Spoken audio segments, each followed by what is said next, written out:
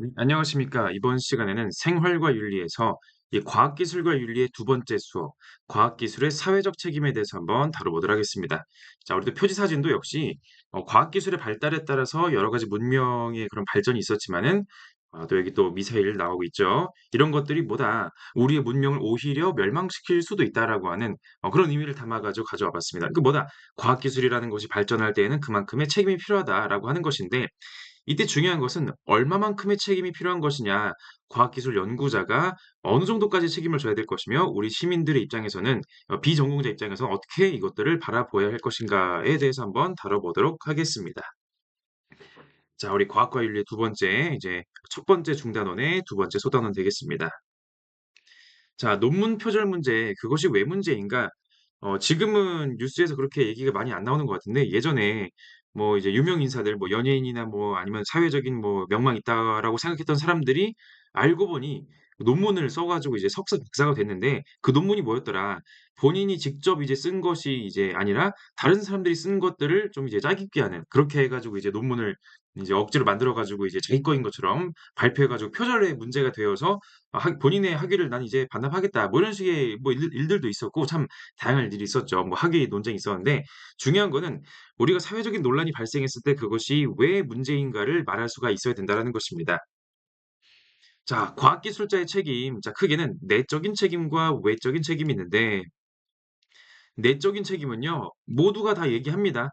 이건 당연하게 여겨지고 있어요. 연구자는 연구를 할 때 윤리적인 선을 지키면서 해야 된다. 물론 그 윤리적인 선이 무엇인가는 좀 이따 보도록 할 텐데요.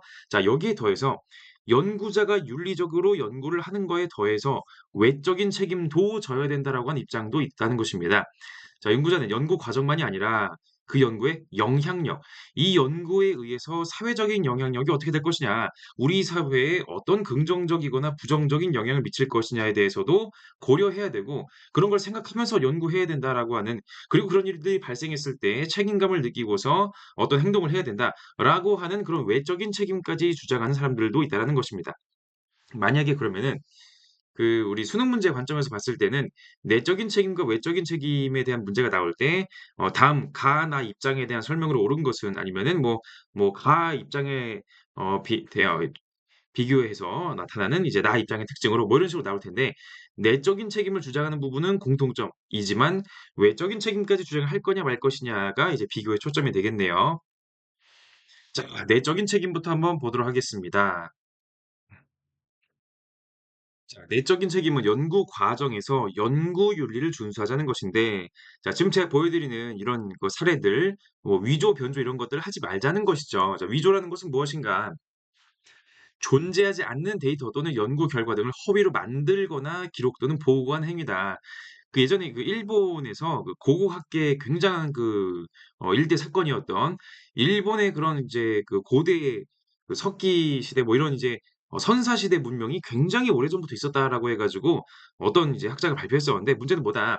알고 보니 그게 실제 선사 시대의 유물이 아니라 이 학자가 자신의 연구 결과를 이제 만들어내는 가짜로 이제 그런 것들을 땅에 묻어 가지고 다시 발굴하는 뭐 그런 식의 이제 일들이 있어 가지고 흑역사로 남았었던 그런 역사적인 사례가 있었고요. 자, 여기 오른쪽에 나와 있는 요 신문 기사네요. 자, 그리고 왼쪽에 보시면은 변조에 해당되는 사례인데 연구 재료, 기기, 연구 과정 등을 인위적으로 조작하거나 데이터를 변형하거나 삭제하거나 등등 해서 연구 내용 또는 결과를 왜곡하는 행위다. 자, 왜곡이라는 것은 축소하는 방식으로도 왜곡일 것이고 더 많이 있는 것처럼 과장하는 것도 왜곡일 것인데 예전에 황우석 박사라고 해 가지고 이제 서울대 수의 쪽에 이제 뭐 개도 복제하고 막 하여간 굉장한 이제 연구 업적을 가지고 있는 걸로 해서 결국에 뭐였다.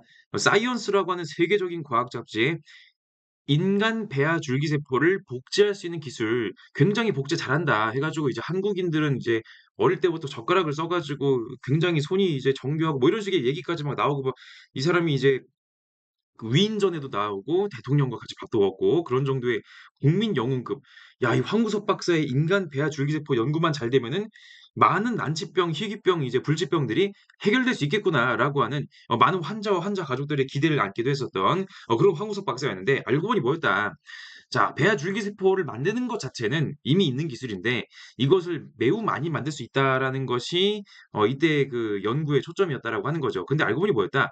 뭔가 이상한 걸 발견한 거죠. 사람들이 이제 따져 보니까 자, 이렇게요. 자, 줄기세포가 있습니다. 있으면은 자, 이렇게 있겠죠. 배아 줄기세포. 자, 인간 배아가 있다는 것입니다. 있는데 이것을 사진을 이렇게도 찍어서 2개, 요렇게도 찍어 가지고 2개 뭐 이런 식으로 해서 결론은 이제 사실 그렇게 많지 않았었는데 있는 것처럼 조작을 했다. 조작이 아니었으면은 그 배양했던 그걸 이제 문제없이 보여주면 되는 것인데 결국에 안 됐고 논문 조작이 인정되어 가지고 집행유예 선고받고 등등 뭐 이런 이제 횡령 유죄 등등의 일들이 있었고 지금은 한국에 없고 들리는 말에 의하면 사우디에서 연구하고 있다라고 하는 뭐 그런 얘기도 있긴 해요. 자, 아무튼 우리 사회에 굉장히 큰 충격을 주었던 사건인데 예전에는 이제 야, 이 굉장히 새로운 과기술 나온다. 우리 한국의 연구진들이 이런 걸 통해서 우리 인류를 바꿀 수 있다. 뭐 이런 식의 뉴스 기사 막 언론에서 막 나오고 했었다가 최근에 이제 이럴 가능성이 있다. 이런 연구가 있는데 상용화가 되려면 아직 많은 노력이 필요하다. 뭐 이런 식으로 한 발 물러서는 식으로 보도 내용이 변하기도 하는 거죠. 어쨌든 굉장히 큰 사건이었습니다. 자, 그다음 표절. 해당 분야의 일반 지식이 아닌 타인의 저작물 또는 아이디어를 적절한 출처 표시 없이 자기 것처럼 부당하게 사용한다. 이게 남의 건데 내 거인 것처럼 한다는 게 핵심인 거거든요. 자, 우리 논문 이제 보고서 제출 여러분 대학교 가거나 하면은 그 뭐 레포트 같은 거 쓸 거 아닙니까? 그때도 표절 검사 프로그램을 돌린다라고 하는데요. 이제 표절 검사 프로그램 이런 프로그램을 돌렸을 때 여러분이 제출한 논문 형태의 어떤 글이 다른 논문이나 이런 것들에 이제 비교해서 어떤 이제 뭐 예를 들어 몇 마디 이상 비슷하다, 뭐 일치한다, 혹은 몇 개의 단어가 연속으로 배열되어 있는 것이 다른 논문에도 똑같이 나타난다 했을 때 이것을 출처 표시, 이것은 어떤 책에 나오는 얘기입니다. 이것은 어떤 논문에 나오는 얘기입니다를 정확하게 표시하지 않으면은 표절이 된다는 것입니다. 마치 내 거인 것처럼 이제 쓰게 되는 것이니까. 이제 표절하지 않으려면은 인용 표시를 충분히 해 줘야 되는데 그러니까 선행 연구자들의 그런 연구 업적과 노고를 인정해 준다라는 측면도 있고 내가 거기서 배웠다는 것이기도 하죠. 반면에 이제 그런 것들이 없으면은 이제 자기 것인 것처럼 이제 과장할 수가 있다라는 점. 그래서 자, 2014에서 18 년까지 연구 부정 유형별 적발 건수가 있는데 "표절 건수가 역시 가장 많더라."라고 얘기해 주고 있습니다. 뭐 그 외에도 부당 저자 표기 등등의 문제가 있다고 하네요. 중복 게재는 뭔가요? 자, A 논문을 자, 기억 학술지에 제출을 해요. 그럼 기억 학술지에 발표를 하는 거죠. 근데 이거를 다른 학술지에도 똑같이 이제 제출하는 겁니다. 하나의 논문을 하나의 학술지에 제출하는 것이 원칙인데 그렇지 아니하는 경우가 이제 중복 게재다라고 부를 수가 있겠네요. 뭐 그래서 "연구 윤리가 왜 이렇게 안 지켜지나요? 왜 이렇게 공정하지 못한가요?" 뭐 "시스템의 미흡이다. 담당 조직이 역량이 부족하다." 이런 이제 논문 검사 같은 걸 일일이 할 수가 없는 그런 문제가 있는 거 아니냐. "너무 적은 인력이 너무 많은 논문을 검사하는 거 아니냐." 뭐 이런 식의 문제도 있을 수도 있겠죠. 아니면은 판단 기준이 부족하거나 온정주의 '아 좀 서로 좀 봐 주자.' 이런 식의 생각들이 있을 수가 있다라는 것입니다. 자, 그 외에 부당한 저자 표기. 자, 대표적으로 부당한 저자 표기의 그 내용이 어떤 것이냐 하면은 당연한 뭐 간단합니다. A라는 사람이 논문 썼으면 A라는 사람의 이름이 논문에 들어가야 되겠죠. 자, 1 저자, 2 저자, 뭐 교신 저자 등등의 여러 가지 저자 표시가 있는데 자신이 한 역할에 맞게 자신의 저자의 이름이 정확하게 들어가야 된다는 것이고 내가 했는데 안 들어간 것도 문제고요. 안 했는데 들어간 것도 문제죠. 자, 그런 경우 모두 부당한 저자 표기라고 할 수가 있겠는데 뭐 대학원생이 열심히 논문을 썼습니다. 근데 이제 뭐 담당 교수님이 이제 그런 것들을 이제 뭐 사실 딱히 귀한 거 없는데 그냥 "내 이름 넣어 줘라." 해 가지고 뭐 넣기도 하고 뭐 그런 식의 일들이 뭐 뉴스에 나오기도 하는 거죠. 자, 뭐 김영란법의 부정 청탁 추가 대상. 자, 논문에 관련해서도 뭐다 이제 논문 심사를 할 때 이 정확한 저자 표기했는지 아닌지를 이제 제대로 보고 있느냐 뭐 이런 것도 있고요. 예전에 이제 그 조국 장관이 있었는데 법무부 장관이었는데 이분의 이제 딸이 논문 저자의 표시와 관련해서 문제가 있는 거 아니냐 뭐 이런 식의 논란이 있었던 거 여러분도 아실 건데 논쟁의 초점이 뭐였냐면은 그 딸이 이제 고등학생일 때 이제 당시에 리서치 앤 에듀케이션 해 가지고 이제 고등학생이 논문 쓰는 이런 활동을 해서 이제 입학사정관 제도 지금으로 치면 학생부 종합전형 이런 제도에 어쩌면 이제 좀 도움이 될 수 있는 그런 이제 활동들을 했었는데 쉽게 말해서 고등학생이 논문을 쓰는 건데 이런 이제 논문 중에서 이제 의학 논문을 쓰는데 이 교수님들이 쓸 정도의 논문을 이 이제 고등학생이 일저자로 들어갈 정도로 기여할 수 있는 거 맞냐? 이 정말로 이 고등학생 신분으로 쓴 거 맞냐? 정말로 기여한 거 맞나요? 저자 표기 제대로 한 거 맞나요? 라는 식의 논쟁이었습니다. 그 결과가 어떻게 됐는지 여러분이 한번 찾아보시고요. 뭐 어느 쪽이 뭐 어떻다 뭐 이런 얘기를 한 게 아니라 이런 이슈가 있었다. 자, 그리고 연구에 대한 내적인 정당화와 검증 과정에 충실하자.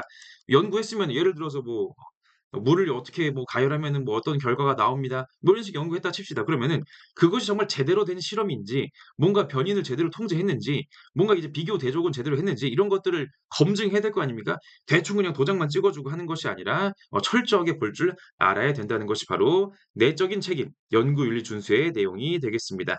자, 연구 공로에 대한 공정한 배분. 요건 이제 그 공정하게 저자 표기해야 된다라는 부분하고 겹치는 부분인데요.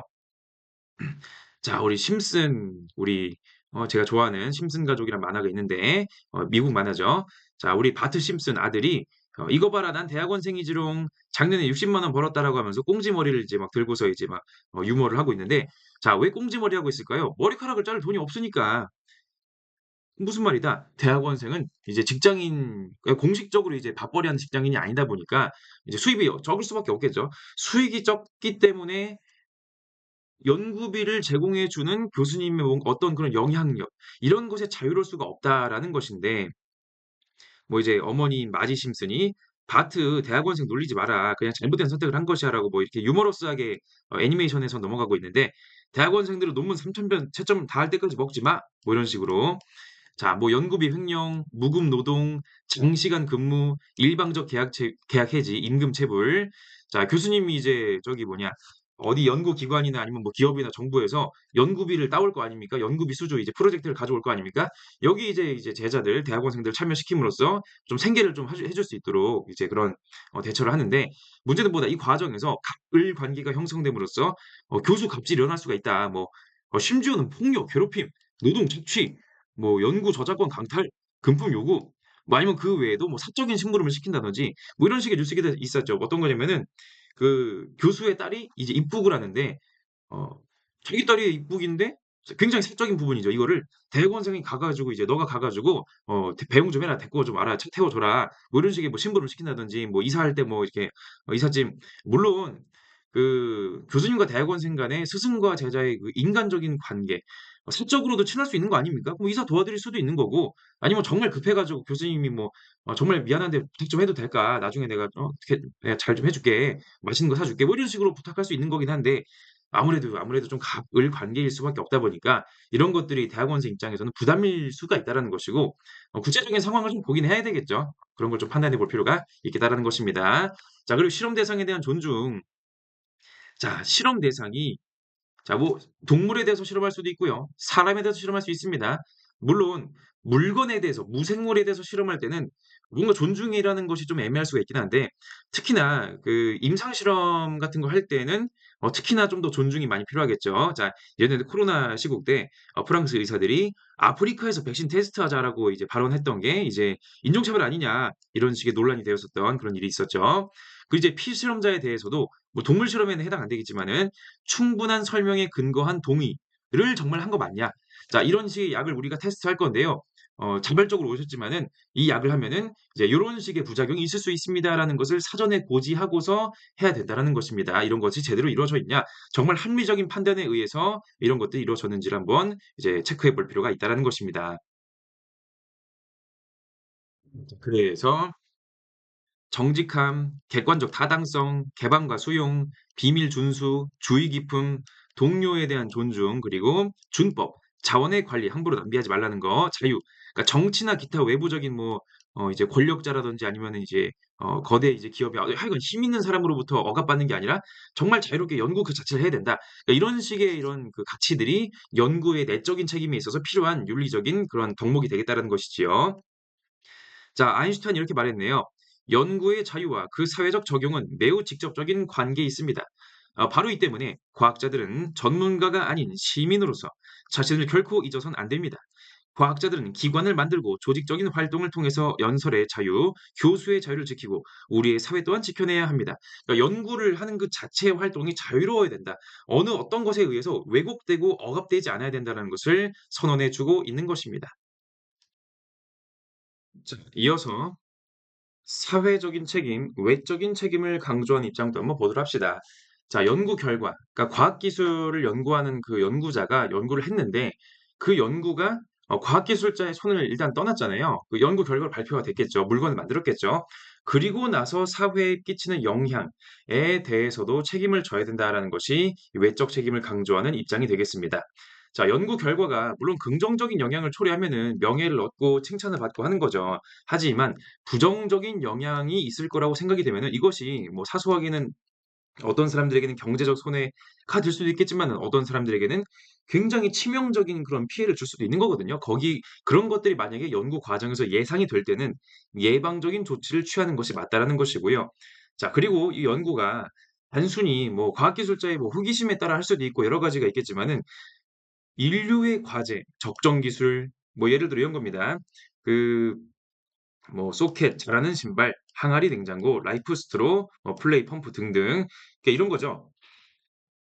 이런 그 개발도상국 혹은 후진국에서는 물을 정화하는 그런 사회적인 시설이 부족하기 때문에 사람들이 그냥 야생동물들이 먹는 웅덩이에 가서 물을 마셔야 되는 그런 상황이 있는데 이때 당연히 기생충이라든지 그런 병원균에 감염이 되어 가지고 큰 문제를 겪는 경우들이 생각보다 많다는 것입니다. 그렇기 때문에 이런 것들을 정화하는데 막상 이제 그런 그 정화할 수 있을 만한 공기업을 설치할 수가 없으니까 그런 공장이나 그런 정화 시설을 대규모로 할 수가 없으니까 요런 식으로 수질을 간단하게 정화할 수 있는 그런 기술들 누구나 쉽게 사용할 수 있는 그런 것들을 만들자. 인류의 그런 이제 복지 등등을 이제 보장하기 위해서 이런 것들을 하자. 그런 기술을 만드는 것을 목표로 하자라고 할 수가 있겠습니다. 자, 그리고 인간 존엄성과 삶의 질 향상을 위한 연구인지 아니면 이것이 단순히 어떤 경제적인 이익이나 호기심을 위해서 했는데 예상하기로는 분명히 손해를 끼칠 수가 있거든요, 인류에게. 그런 것인지를 성찰해야 된다는 것이고요.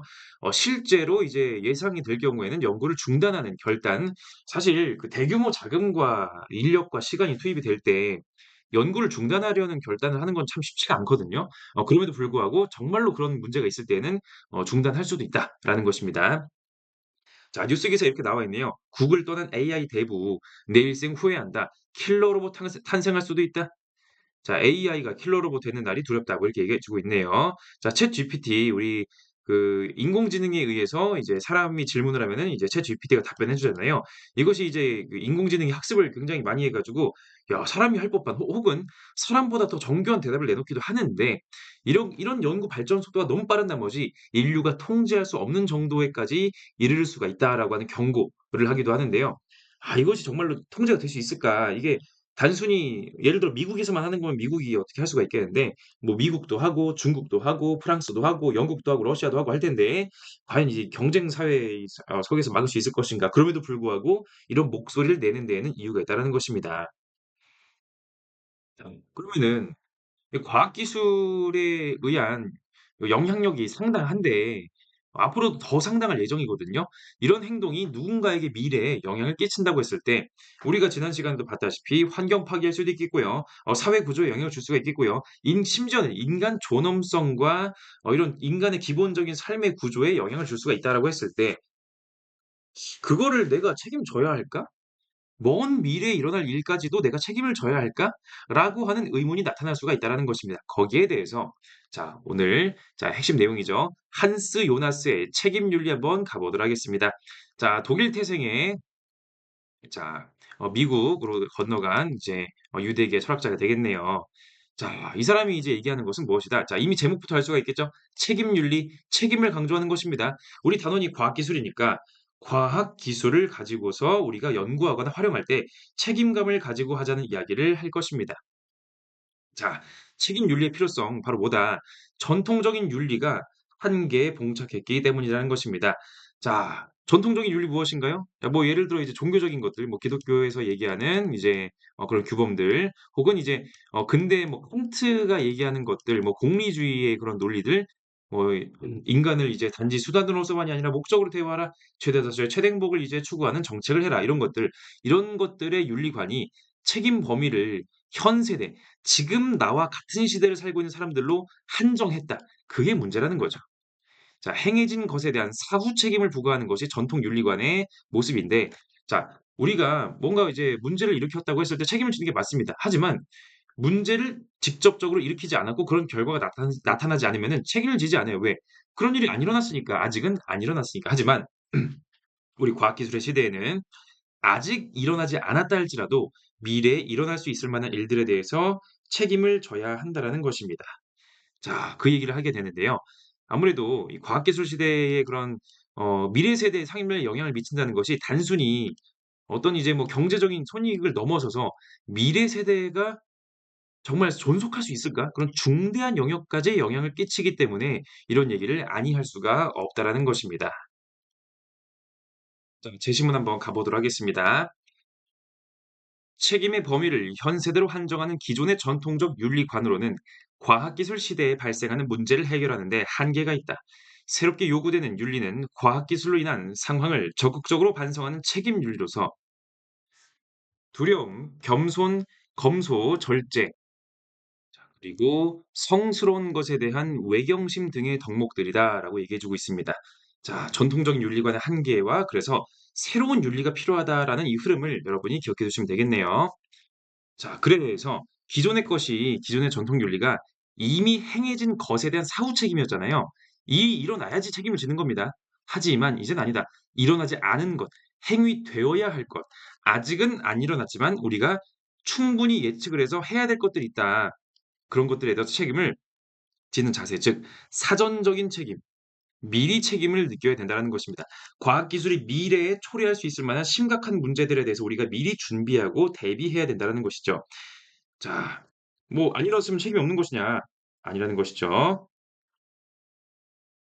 자, 전통 윤리학의 모든 도덕적 명령과 경륜은 그것이 내용적으로 아무리 상이하다고 할지라도 행위의 직접적인 영역에 제한되어 있다는 점을 보여주고 있다.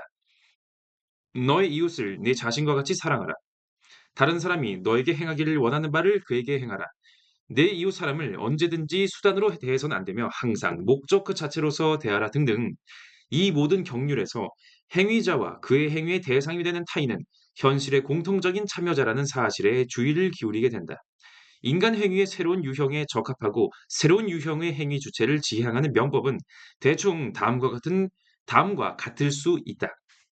자, 이 부분이죠. 자, 너의 행위의 효과가 지상에서의 진정한 인간적 삶의 지속과 조화될 수 있도록 행위하라. 부정적 형태로 표현하면 다음과 같다. 너의 행위의 효과가 인간 생명의 미래 가능성에 대해 파괴적이지 않도록 행위하라. 자, 쉽게 말해서 이제 과학기술이 너무 발달해 가지고 인류가 진짜로 멸망할 수가 있다는 거예요. 인류의 정말 생존이 문제가 될 수 있다라는 것이에요. 그런 가능성을 고려해서 행동하라는 것이죠. 책임을 미리 느끼라는 것입니다. 그래서 자, 이 책임 윤리, 인간만이 책임질 수 있는 존재이기 때문에 자, 우리 뭐 기후 변화에 대해서 물론 뭐 동물이든 다른 동물들이나 식물들이 뭐 그런 것들을 뭐 유발한 것도 아니지만은 그런 친구들한테 뭐 "너네가 책임져라. 너네가 이제 책임감을 느끼고서 대비해라." 이렇게 말할 수도 없는 거죠. 왜냐? 다른 동식물들은 아니면 이제 자연의 뭐 무생물 이런 친구들은 책임질 수 있는 능력 자체가 없으니까. 책임이라는 것 자체가 아예 불가능하기 때문에 그 친구들한테 책임을 요구할 수가 없다라는 거. 인간은 책임질 수 있는 능력이 있다. 인간이 미래의 것들을 생각하고 고려함으로써 지금의 행동을 조심할 수가 있고 여러 가지 것들을 대책을 세울 수가 있겠죠. 즉 책임질 수 있는 능력은 책임져야 하는 당위, 의무로 이어진다. 자, 이게 "큰 힘에는 큰 책임이 따른다."라고 하는 그게 영화 스파이더맨에 나오는 대사였나? 하여간 그런 말이 있죠. 있듯이 마치 행위 능력의 차이가 발생하면 법적 책임의 차이가 나듯이 자, 어른과 아이 보시면요. 어른과 아이가 똑같은 법적인 책임을 지나요? 아니죠. 어른이 더 많은 책임을 집니다. 왜? 어른은 아이에 비해서 행위할 수 있는 능력이 많으니까. 할 수 있는 것이 많으니까. 마찬가지 지적인 능력이 온전한 사람과 온전하지 않은 사람 무술 유단자와 일반인 자 뭔가 능력을 많이 가지고 있으면 있을수록 더 많은 책임을 져야 된다는 것입니다. 자 책임을 자 그런 능력이 모자랄수록 책임에서 좀 더 이제 자유로울 수가 있다는 것이기도 한데 자 인간이 이제 과학 기술이 점점 이제 발달하니까 힘이 더 많아지는 것이죠. 책임져야 될 범위가 넓어지는 것이죠. 옛날에 뭐 고구려 백제 신라 뭐 요때쯤에 뭐 인류의 미래를 가지고 존속을 막 이제 기후 변화 이런 얘기 했겠습니까? 아니죠. 그때는 그런 과학 기술이 없었으니까. 그만큼의 힘이 인류에게 없었으니까. 자, 프로메테우스는 과학을 통해 이제까지 알려지지 않았던 힘을 부여받아 사슬로부터 풀려났지만 그는 자신의 힘이 불행을 자초하지 않도록 스스로를 제어해야 한다. 이제 그리스 신화에 그 프로메테우스라고 하는 그 있는데 일종의 그 신적인 존재 신. 자, 이 친구가 좀 예언적인 그런 이제 좀 총명한 그런 사람인데 사람이 아니라 신인데 어 신들의 세계 올림포스 세계에 있는 그 불을 신들의 전유물이었던 불을 인류에게 전해 줌으로써 인류가 굉장히 그 큰 변혁을 겪게 되죠. 이제 제우스 신의 분노에 의해서 이제 벽에 이제 고정돼 가지고 매일매일 간을 이제 새에게 쪼아 먹기 독수리에게 쪼아 먹히는 뭐 그런 식의 형벌을 받기도 하는데 어쨌든 뭐다 이제 본인이 그런 불을 인간에게 전해 줘서 큰 변화를 일으켰으니까 "거기 책임져라." 뭐 이런 식의 일화라고도 해석해 볼 수가 있겠네요. 어쨌든 중요한 건 뭐다? 인류가 그런 프로메테우스와 같다. 큰 힘을 갖게 되는 것 큰 힘을 가지고서 영향을 주게 되었다라고 이해하시면 되겠습니다. 행위자는 자신의 행위에 책임을 져야 한다. 비록 원인이 악행이 아니었다 할지라도 그리고 결과가 예견된 것도 아니고 의도된 것도 아니라고 할지라도 저지른 피해를 보상해야만 한다. 내 자신이 능동적 원인이었다는 사실만으로 충분하다. 그러나 이는 책임 소재가 분명하고 결과가 예측할 수 없는 영역으로 사라지지 않을 정도로 행위와 밀접한 인과적 관계가 있을 때만 그렇다. 뭐 예를 들어서 내가 이제 물을 하나 마셨어요. 이 물이 돌고 돌아 가지고 막 5천 년 뒤에 누군가에게 커대 이런 건 이런 책임은 아니죠. 우리가 충분히 예측 가능한 합리적으로 고려할 만한 것들 뭐 예를 들어서 우리가 재활용을 이제 쓰레기를 이제 분리하지 않거나 뭐 이제 아니면은 플라스틱을 너무 많이 사용함으로 함으로 인해서 바다에 쓰레기가 너무 많아지고 많은 생물들이 이제 멸종 위기를 겪고 이런 것들은 우리가 충분히 예측할 수가 있는 것이거든요. 그렇기 때문에 '아 이제 우리가 쓰레기를 많이 만들면 안 되겠구나. 쓰레기를 아껴서 써야 되겠구나. 우리가 이제 좀 더 이제 너무 대량 생산과 소비에 익숙해지면 안 되겠구나.' 이런 것들을 고려하자는 것입니다. 충분히 가능한 것들. 그런데 행해진 것에 대한 사후적 책임 부과와 관련되지 않고 행위되어야 할 것의 결정과 관련된 전혀 다른 책임의 개념이 있다. 이에 따르면 나는 나의 행동과 그 결과에 관해 책임이 있다고 느끼는 것이 아니라 나의 행위로 인해 앞으로 발생할 사태에 관해 책임이 있다고 느낀다. 책임의 대상은 나의 밖에 놓여 있긴 하지만 나의 권력에 의존하고 자 의존 또 나의 권력에 의해 위협을 받음으로써 나의 권력의 작용 영역 안에 있다.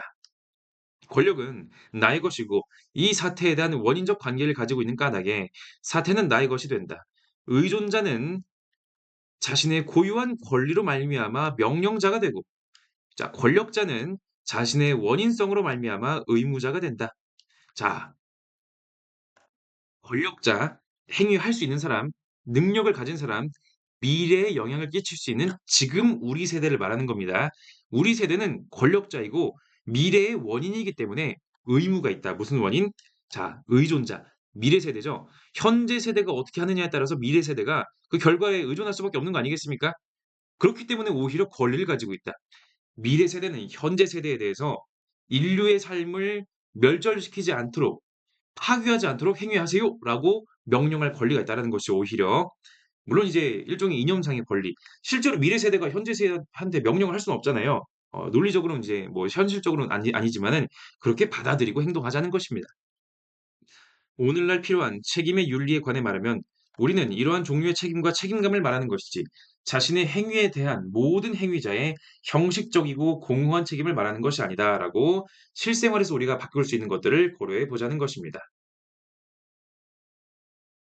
자, 그래서 한스 요나스의 책임 윤리는요. 이런 식의 당위를 요청합니다.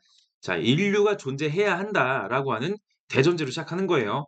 자, 인류가 일단 자 뭐 "인류 멸망해도 되지 않나요? 뭐 인류 뭐 그냥 뭐 어떻게 뭐 상관없습니다." 이게 아니라 일단 "인류가 존재해야 된다."는 당위에서 시작을 하는 겁니다. 인류 존속, 미래 세대에 대한 현 세대의 책임이 강조가 되는데요. 자, 왜? 공포의 발견술이라는 방법을 씀으로써 자 뒤에 나올 정언 명령을 도출하게 됩니다. 자 공포의 발견술이 무엇이냐? 자 유리스틱스 자 유레카 아시죠? 이제 유레카가 뭐냐? 자 아르키메데스가 이제 발견하는 건데 야 이제 부피와 이제 재료에 따라서 이제 이게 달라지는 것이구나. 과학적인 사실을 발견했죠. 유레카하고 이제 깨닫는 것인데 자 뭘로 깨닫는다? 여기서는 공포를 바탕으로 깨닫는다. 왜?